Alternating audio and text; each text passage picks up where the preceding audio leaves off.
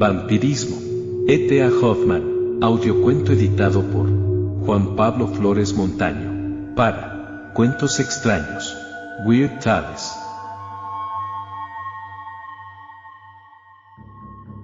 Vampirismo. 1821.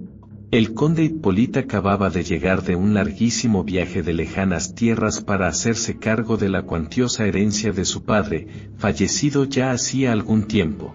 El castillo familiar estaba ubicado en una de las comarcas más bellas y agradables, y las rentas que producían sus tierras servían sobradamente para contribuir con cuanto fuera necesario a su embellecimiento. Todo aquello que el conde vio a lo largo de sus viajes, sobre todo en Inglaterra, y que le había parecido encantador, de buen gusto o suntuoso, deseaba que surgiera ahora, de nuevo, ante sus ojos.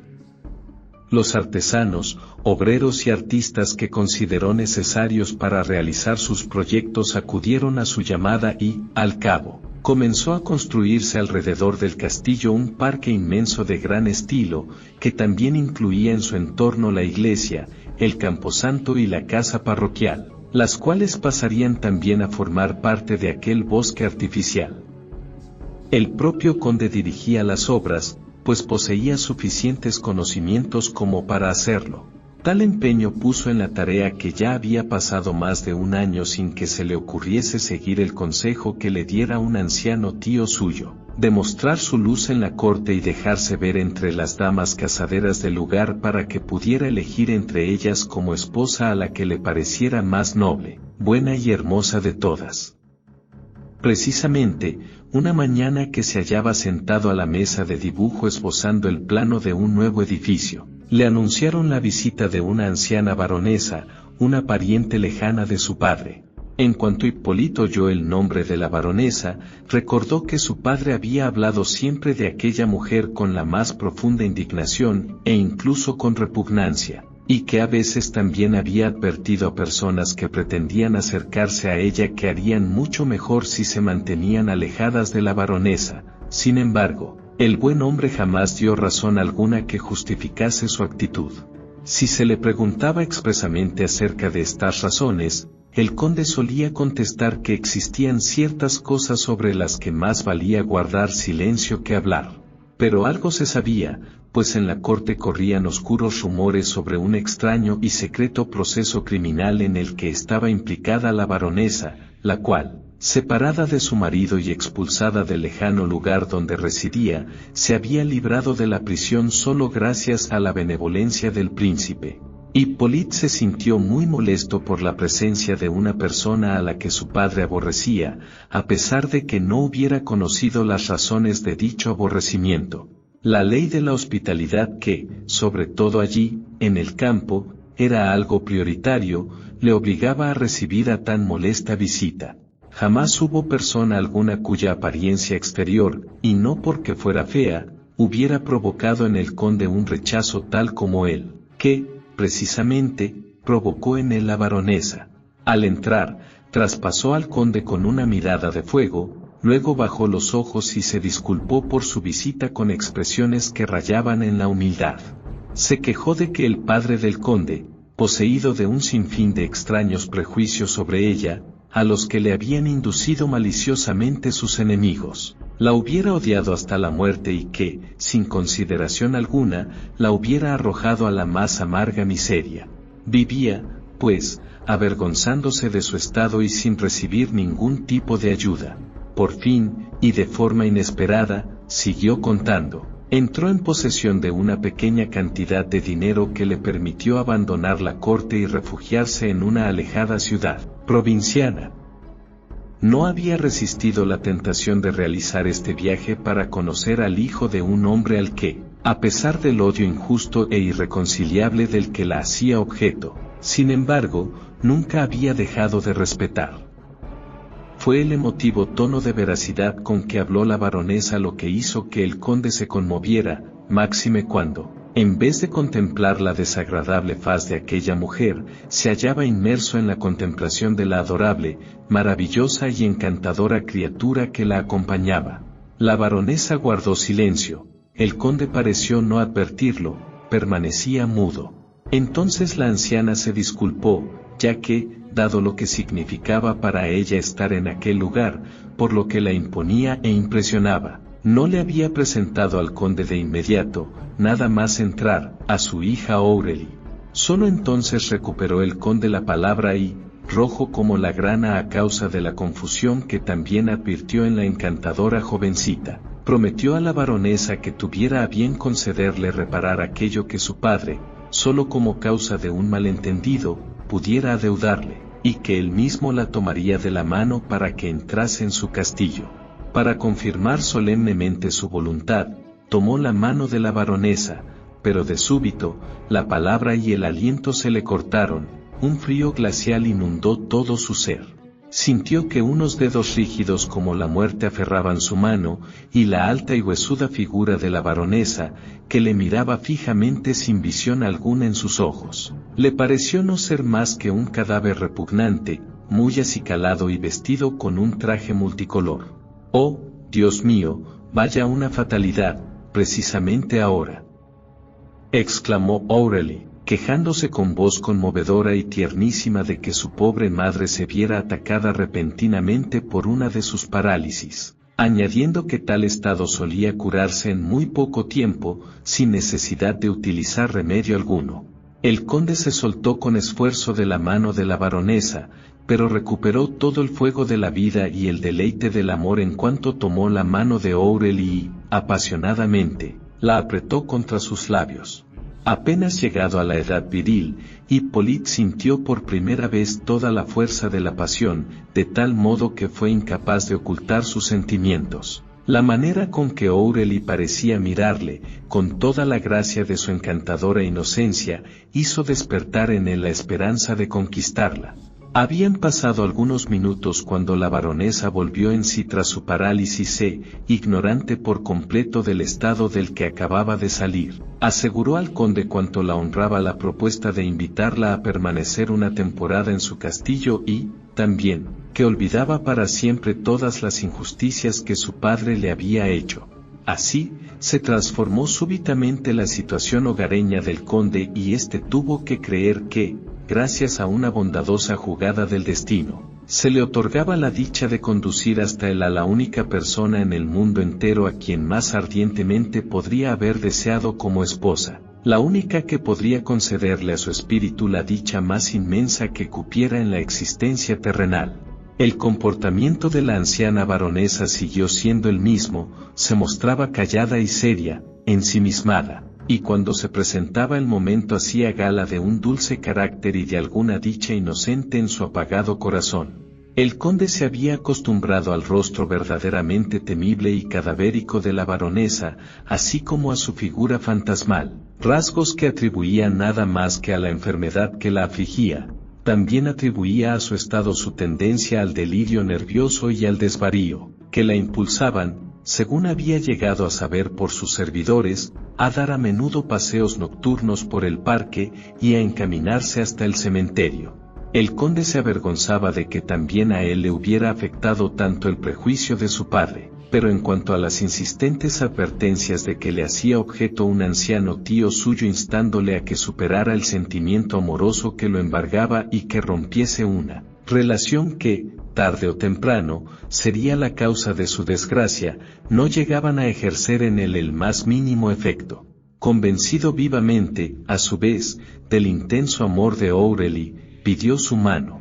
Podrá imaginarse con qué alegría aceptó la baronesa tal petición, ya que, al punto, se vio rescatada de la más profunda indigencia para ir a parar a los brazos de la fortuna. Tanto la palidez como ese aspecto característico que denota la existencia de una inquebrantable tristeza interior desaparecieron del semblante de Aurelie. La felicidad del amor resplandecía en su mirada y un fresco color rosado lucía en sus mejillas. La mañana del día en el que se iba a celebrar la boda, una estremecedora casualidad vino a contrariar los deseos del conde. Habían encontrado a la baronesa caída en el suelo, boca abajo e inerte, en las inmediaciones del cementerio. La habían llevado al palacio, precisamente cuando el conde acababa de despertarse y saboreaba ya las mieles de la felicidad que consideraba alcanzada. Creyó que la baronesa había tenido otro de sus acostumbrados ataques repentinos, pero todos los remedios que se utilizaron para intentar devolverla de nuevo a la vida fueron inútiles. Estaba muerta. Aurelie no desahogó su dolor de forma violenta, sino que, sin derramar una sola lágrima, pareció enmudecer y quedar paralizada interiormente a consecuencia del golpe recibido. El conde temía por su amada y, solo muy dulce y cautelosamente, se atrevió a recordarle su mutuo compromiso y su situación de criatura desamparada que exigía se tomasen cuanto antes las medidas oportunas y se hiciera lo más conveniente, que habría de ser, a pesar de la muerte de la madre, acelerar todo lo posible el día de su boda. Aurelie, llorando desconsoladamente, cayó en brazos del conde, gritando con una voz desgarradora que partía el corazón: sí, sí. Por todos los santos. Por la paz de mi alma. Sí. El conde atribuyó aquel repentino desahogo al amargo pensamiento de que, sola y sin patria, sin saber a dónde ir, la joven pensaba que tampoco podía permanecer más tiempo en el castillo en aquella situación sin dañar las normas de la decencia. El conde se encargó, pues, de que una anciana y respetable matrona acompañara a Aurelie durante las escasas semanas que faltaban para que llegase la nueva fecha de la boda que, al fin, pudo celebrarse sin que ningún funesto suceso la interrumpiera y que coronó la felicidad de Hippolyte y Aurelie. Mientras tanto, Aurelie se hallaba en un estado perpetuo de gran excitación nerviosa. No era el dolor por la pérdida de la madre, no, más bien era una angustia mortal, íntima y sin nombre lo que parecía perseguirla sin cesar. En medio de los más dulces diálogos amorosos se sentía acometida de pronto por un terror repentino, empalidecía como un cadáver y, bañada en lágrimas, caía en brazos del conde aferrándose a él con violencia, como si quisiera impedir que un poder invisible y enemigo la arrebatara y la llevara a la perdición. No. Nunca, nunca. Exclamaba. Una vez casada con el conde, pareció desaparecer aquel estado de excitación, así como aquella angustia espantosa. Sin embargo, al conde no le pasaba inadvertido que Aurelie ocultaba algún lacerante secreto que la torturaba. Más le parecía una falta de tacto preguntarle sobre ello mientras durase aquel extraño nerviosismo y ella misma continuara guardando silencio al respecto. Pero ahora que su mujer parecía encontrarse un poco mejor, se atrevió a preguntarle con delicadeza cuál era la causa de sus extraños transportes anímicos, asegurándole que sería un gran remedio para ella confiarle a él, a su querido marido, los secretos de su corazón. Grande fue el asombro del conde cuando al fin descubrió que sólo la infame conducta de la madre constituía la causa de todo aquel dolor que había caído sobre Aurelie. ¿Hay algo más espantoso que tener que odiar y aborrecer a la propia madre?, exclamó Aurelie. Por tanto, ni el padre ni el tío se hallaban obcecados por prejuicio alguno, mientras que la baronesa había sabido confundir al conde con su premeditada hipocresía. Hippolyte consideró, pues, un guiño muy favorable del destino para con su felicidad el hecho de que aquella madre malvada hubiera muerto justo el día en que él pensaba casarse. No tenía reparo alguno en decirlo, pero Aurelie le explicó, sin embargo, que, justo al morir su madre, ella se había sentido de tal modo sobrecogida por oscuros y terribles presentimientos que había sido incapaz de superar la angustia que le provocaron. Creía que la muerta volvería de su tumba para arrebatarla de los brazos de su amado y llevársela con ella al abismo. Aurelie recordaba, según refirió, muy oscuramente los tiempos de su primera infancia, en los que, una mañana, y sabía que era una mañana porque, justamente, acababa de despertarse, hubo un terrible tumulto en su casa. Las puertas se abrían y se cerraban con violencia y se escuchaban gritos entremezclados de voces desconocidas. Al fin, cuando volvió a reinar el silencio en la casa, la niñera tomó a Aurelie de la mano y la condujo a una gran sala en la que había muchas personas reunidas. En el centro, sobre una larga mesa, yacía el cuerpo del hombre que jugaba con ella a menudo y le daba golosinas y al que ella llamaba papá. Extendió los brazos hacia él y quiso besarlo. Aquellos labios, siempre tan cálidos, estaban ahora helados y, Aurelie, sin saber muy bien por qué, comenzó a sollozar violentamente.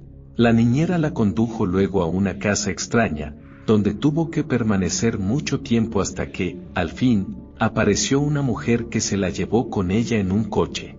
Era su madre, quien poco después viajó con ella a la corte. Aurelie debía de tener unos 16 años cuando apareció un hombre en casa de la baronesa al que ésta pareció recibir con gran alegría y confianza, como si se tratara de un viejo y querido amigo. El desconocido comenzó a visitarlas cada vez más a menudo, a la par que enseguida comenzó a variar de forma evidente la situación en la que vivía la baronesa. En vez de habitar en una casa miserable y de vestirse con pobres ropas y alimentarse con mala comida, pudo trasladarse a una hermosa vivienda en la parte más bella de la ciudad y lucir valiosos vestidos. Comía y bebía los más ricos manjares con aquel extraño, que era su invitado permanente, y podía permitirse el lujo de asistir a cuantas diversiones y espectáculos públicos ofrecía la corte. Aurelie permanecía ajena al influjo de todas esas mejoras de la situación de su madre, que, como era evidente para ella, solo se debían a la mediación del desconocido.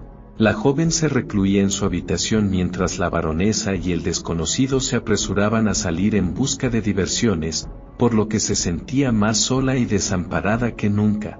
A pesar de que aquel hombre muy bien pudiera contar unos 40 años, poseía una apariencia fresca y juvenil. Su figura era esbelta y hermosa y habría que añadir que su semblante era bello y masculino. Sin embargo, a Aurelie le desagradaba, pues por mucho que él tratara de comportarse con corrección, sus maneras eran torpes, groseras y vulgares.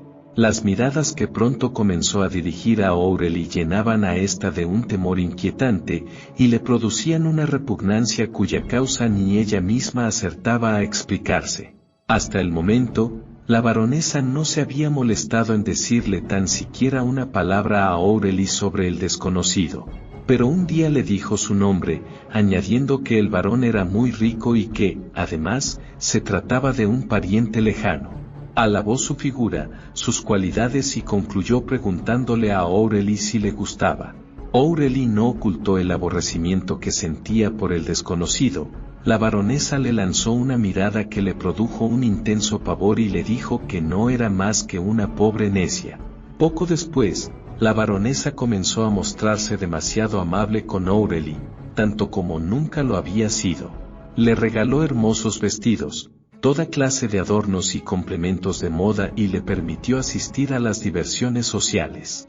El desconocido se esforzaba por hacerse agradable a Aurelie, pero de un modo que solo lograba hacer más aborrecible su presencia ante los ojos de la muchacha.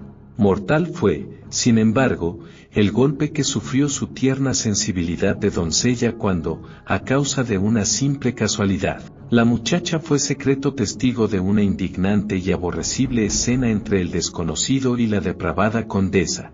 Cuando, finalmente, unos días después, el desconocido se atrevió, llevado de su ebriedad, a abrazar a Aurelie de una manera que no dejaba ya duda alguna sobre sus intenciones. La joven, en su desesperación, hizo acopio de un vigor casi varonil y lo apartó de sí dándole un empujón que le hizo retroceder mientras ella escapaba y se encerraba en su habitación. La baronesa le explicó entonces a Aurelie con toda crudeza y severidad que, como el desconocido era quien mantenía la casa y como ella no tenía ninguna gana de volver a la miseria anterior, todos sus remilgos y reparos serían inútiles. Aurelie tendría que someterse a la voluntad del desconocido, quien, de lo contrario, había amenazado con abandonarlas a su suerte. En vez de conmoverse con las súplicas desgarradoras de Aurelie, en vez de compadecerse de sus ardientes lágrimas, la horrible mujer se deshizo en improperios a la vez que reía sarcásticamente y alababa una relación que le brindaría a la joven la posibilidad de disfrutar de todos los placeres de la vida. Hablaba con tal desenfreno, mostrando su repugnancia y desprecio por todos los sentimientos de decencia y piedad, burlándose de todo lo que podía considerarse más noble y más sagrado, que provocó verdadero espanto en Aurelie. Esta se vio perdida y consideró que su único medio de salvación sería huir sin demora. O'Reilly consiguió hacerse con la llave de la puerta principal, hizo un paquete con aquello que consideró de estricta necesidad y, a eso de la medianoche, cuando creyó que su madre ya dormía, se deslizó hasta el vestíbulo, que estaba escasamente iluminado. Ya se disponía a traspasarlo muy despacio y sin hacer el más mínimo ruido cuando, de súbito, la puerta de la casa se abrió violentamente y se oyó un ruido de pasos en la escalera.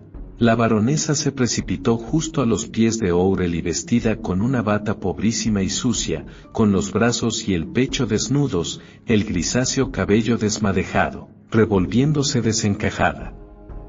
Y, tras ella, apareció el desconocido. «Aguarda, infame Satanás, bruja del infierno.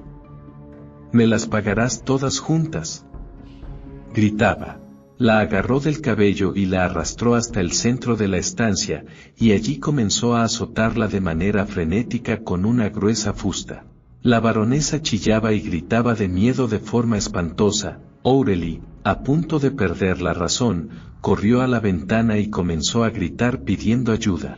Dio la casualidad de que en aquellos momentos pasaba por allí una patrulla de policía que inmediatamente irrumpió en la casa. «Cogedle», gritó la baronesa, ebria de furia y dolor, a los soldados. «Cogedle. Sujetadle bien. Mirad su espalda. Él es. Ajá. Por fin te tenemos, Jerrien», exclamó jubiloso el sargento de policía, al mando de la patrulla, en cuanto la baronesa hubo pronunciado aquel nombre. Y sujetándolo entre todos fuertemente, y a pesar de los esfuerzos que el desconocido hacía por desasirse, terminaron por llevárselo. Las intenciones de fuga de O'Reilly, sin embargo, no pasaron inadvertidas para la baronesa. Se apresuró, pues, a tomar bruscamente del brazo a O'Reilly y a arrojarla dentro de su habitación, y luego, cerrando la puerta con llave, la dejó allí encerrada sin dirigirle una sola palabra. A la mañana siguiente la baronesa salió de la casa y no regresó hasta por la noche, mientras que O'Reilly, encerrada en su cuarto como en una celda, sin ver ni hablar con nadie, tuvo que pasar allí el día entero sin comida ni bebida. Así transcurrieron varios días. La baronesa se asomaba a verla de vez en cuando, mirándola con ojos de furia. Parecía que estuviese dudando sobre qué decisión tomar, hasta que una tarde recibió unas cartas cuyo contenido pareció agradarle. «Estúpida criatura, tú tienes la culpa de todo, pero ya está bien. Solo desearía que no cayera sobre ti el temible castigo que el malvado espíritu te ha destinado». Así le habló la baronesa a O'Reilly. Más tarde, volvió a mostrarse amable con ella, y O'Reilly, como el infame desconocido había desaparecido, ya no pensó más en fugarse y obtuvo mayor libertad. Había transcurrido ya algún tiempo cuando, una tarde en la que O'Reilly se hallaba sentada a solas en su cuarto, oyó un gran alboroto en la calle. La doncella apareció corriendo y le contó que se trataba del traslado del hijo del verdugo, quien, ya una vez, tras haber sido marcado al fuego por robo y asesinato, al ser conducido a la cárcel había logrado escapar a sus guardianes. O'Reilly vaciló y, acometida por una terrible sospecha, se dirigió a la ventana. En efecto, no se había equivocado. Era el desconocido, que, rodeado por gran cantidad de guardias, pasaba por allí en aquellos instantes, bien encadenado, en un carro que le conducía al cadalso donde habría de cumplirse su sentencia.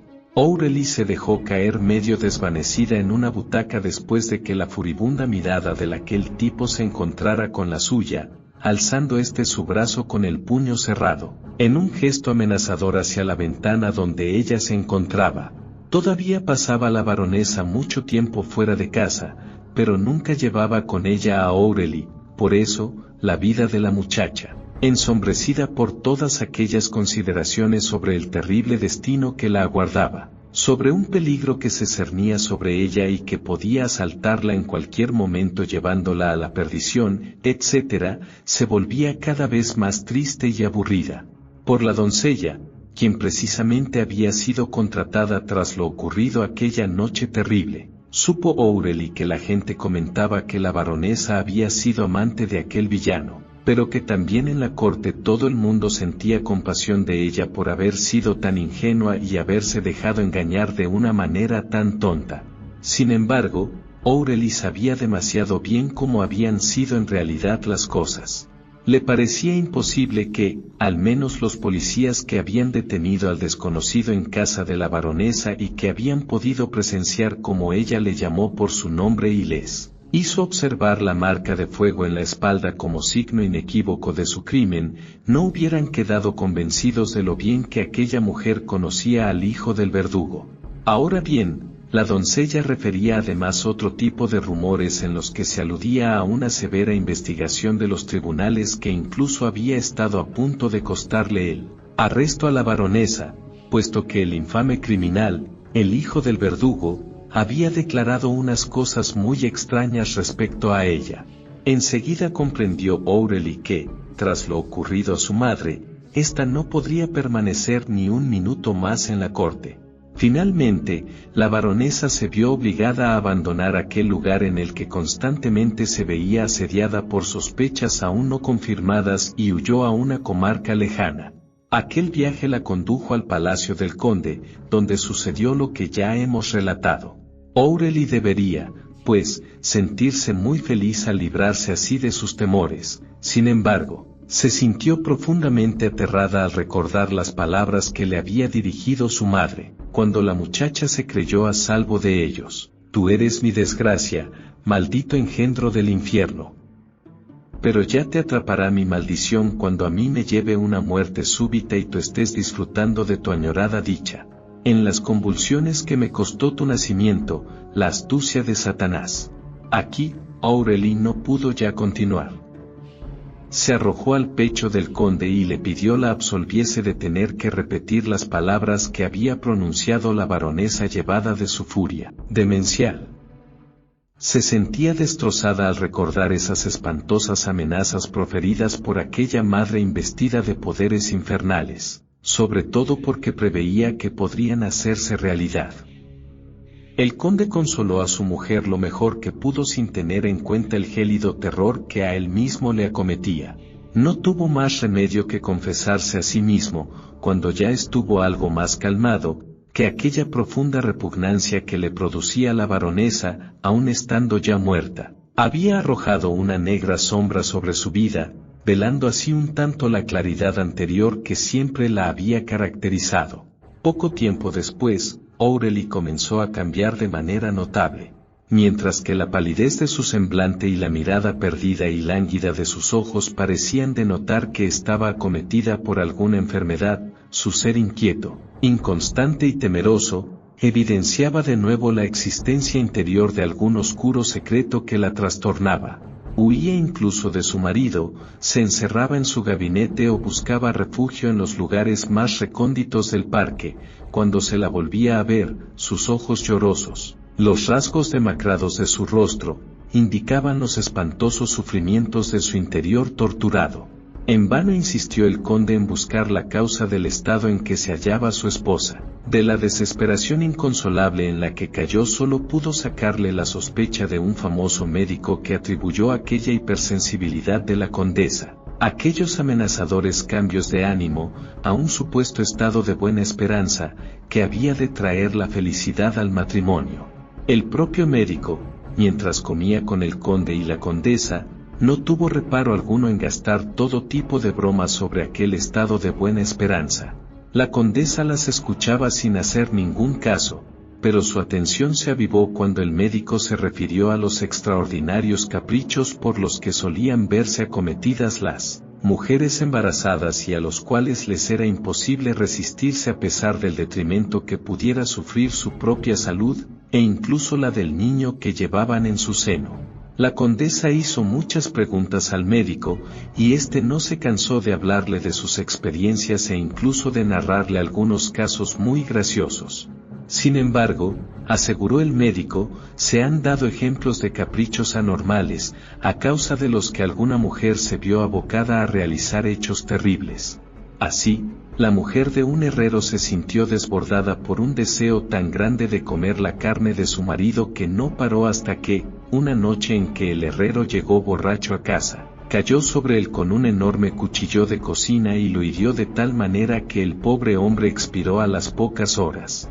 Apenas pronunció el médico estas palabras, la condesa cayó desvanecida en el sillón, y solo con muchos cuidados pudo sobreponerse después al ataque de nervios que siguió al desvanecimiento. El médico comprendió que había obrado con suma inconsciencia al relatar aquel suceso horrible en presencia de una mujer tan extremadamente delicada e impresionable. Sin embargo, aquella crisis pareció haber sido beneficiosa para el estado de la condesa, pues, tras ella, se tranquilizó un poco. Ahora bien, la extraña rigidez de su ser, el tétrico brillo de sus ojos y aquella palidez cada vez más acusada de su piel, sembraron de nuevo la duda y la inquietud en el conde acerca del estado de su esposa. Lo más inexplicable de todo lo que le ocurría a la condesa era que no comía en absoluto y que, además, sentía repugnancia de las viandas que se le ofrecían. Sobre todo de la carne. En tales circunstancias, tenía que abandonar la mesa cuando ya no podía contener los síntomas de su aborrecimiento. Toda la sabiduría del médico resultó inútil, y ni las más cariñosas admoniciones ni los lamentos del marido ni nada en el mundo pudo hacer que la condesa tomase ni una sola gota de medicina. Como transcurrieron semanas e incluso meses sin que la condesa ingiriese bocado alguno y resultaba por tanto un misterio cómo sustentaba su vida, el médico opinó finalmente que en aquel caso entraba en juego algo que se hallaba fuera del ámbito de acción del conocimiento de cualquier ciencia humana y abandonó el castillo, pretextando una niñedad. Perfectamente pudo notar el conde que la situación de su mujer le había parecido a aquel acreditado médico demasiado misteriosa e inquietante como para insistir más en hallarle una solución y quedarse para ser testigo de una enfermedad sin fundamento en la que él ya no podía ayudar a la paciente de ninguna manera. Podrá imaginarse el estado anímico en el que quedó Hippolyte. Sin embargo, aún no aguardaba algo más. Precisamente en aquella época se le ocurrió a un viejo y fiel sirviente del conde descubrirle a su amo, en un momento en que lo encontró a solas, que la condesa abandonaba todas las noches el castillo y que no regresaba hasta el alba. El conde sintió un escalofrío. Solo entonces reparó en que aquel sueño tan antinatural, que desde hacía algún tiempo le sobrevenía diariamente a eso de la medianoche, podía deberse a cualquier tipo de narcótico que le administrara la condesa, para, de ese modo, poder abandonar la habitación que, contrariando las costumbres elegantes, compartía con su esposo, sin que él lo notara. Los más negros presentimientos, las más terribles sospechas, se adueñaron del alma del conde. Pensó en aquella madre demoníaca, cuyas costumbres quizás se reprodujeran ahora en su hija, en algún repugnante adulterio, en aquel tipo infame, hijo del verdugo. A la noche siguiente, pues, tendría que desvelársele el espantoso secreto, único motivo del mal inexplicable de su esposa. La condesa tenía la costumbre de preparar ella misma el té que su marido tomaba por las noches, retirándose una vez que se lo había servido. Aquella vez, el conde no ingirió ni una sola gota, según su costumbre, leyó en la cama antes de dormirse y, como esperaba, no lo acometió hacia la medianoche esa terrible necesidad de dormir a la que ya se había acostumbrado. No obstante, hizo como si así fuera y se recostó sobre los almohadones fingiendo que se hallaba profundamente dormido. Muy despacio y sin hacer ningún ruido, la condesa abandonó su lecho, se acercó al de Hippolyte, le alumbró el rostro y se deslizó fuera de la habitación. El corazón del conde latía con inusitada violencia. Saltó de la cama, se echó un abrigo por encima y salió sigilosamente en pos de su mujer. Era una noche muy clara, de luna, de modo que aunque Aurélie caminaba muy deprisa y le llevaba una considerable ventaja, el conde podía distinguir muy bien desde lejos su figura, vestida con un camisón blanco. Atravesando el parque, la condesa llegó al cementerio. Una vez allí, desapareció tras el muro. Hippolyte se apresuró a seguirla entrando por la puerta de aquel lugar, que se hallaba abierta. Allí pudo observar, a la luz de la luna, un círculo de espantosas figuras espectrales. Viejas mujeres medio desnudas, con los cabellos desmadejados y dispuestas en círculo, se agachaban en el suelo. En el centro yacía el cadáver de un ser humano que devoraban con ansias de lobo. Aurélie estaba entre ellas. Instigado por un frenético terror, el conde huyó de allí, corriendo irreflexivamente, inflamado de un miedo mortal. Anegado por todos los espantos del infierno a través de los senderos del parque, hasta que, ya al alba, bañado en sudor, se halló de nuevo ante la puerta del castillo. Sin voluntad alguna, incapaz de pensar de forma clara y racional, subió a gran velocidad las escaleras y atravesó corriendo las habitaciones hasta llegar a la alcoba. Allí yacía la condesa, entregada, al parecer, a un sueño dulce y tranquilo. El conde quiso convencerse de que todo había sido una repugnante pesadilla, aunque no podía ignorar el paseo nocturno, del que daba prueba su abrigo, húmedo de rocío de la mañana, o, por lo menos, una burla de los sentidos que le había asustado mortalmente. Sin esperar a que despertara la condesa, abandonó la habitación, se vistió y montó a caballo. El paseo que dio aquella hermosa mañana a través de aromáticos arbustos, de entre los que parecía saludarle el canto matutino de los vivaces pajarillos, disipó las terribles imágenes nocturnas. Consolado y mucho más tranquilo, regresó al castillo. Pero cuando ambos, el conde y la condesa, se hallaron sentados a la mesa y aquella diera grandes muestras de repugnancia al serle presentada la carne cocinada, pretendiendo por ello, como tantas veces, levantarse y abandonar el comedor, se hizo evidente con toda crudeza en el alma del conde la verdad de lo que había sucedido la noche anterior. Lleno de furia, saltó de su asiento y, con voz terrible, gritó: «Maldito engendro del diablo. Ya sé por qué te repugna la comida civilizada. En las tumbas es donde pastas, mujer endemoniada». Mas en cuanto el conde hubo pronunciado estas palabras, la condesa se abalanzó sobre él lanzando un terrible alarido y, con la furia de una hiena, le clavó sus dientes en el pecho. Hippolyte logró desasirse de aquella loca, que cayó al suelo y expiró entre horribles convulsiones. Tras estos terribles sucesos, el conde enloqueció.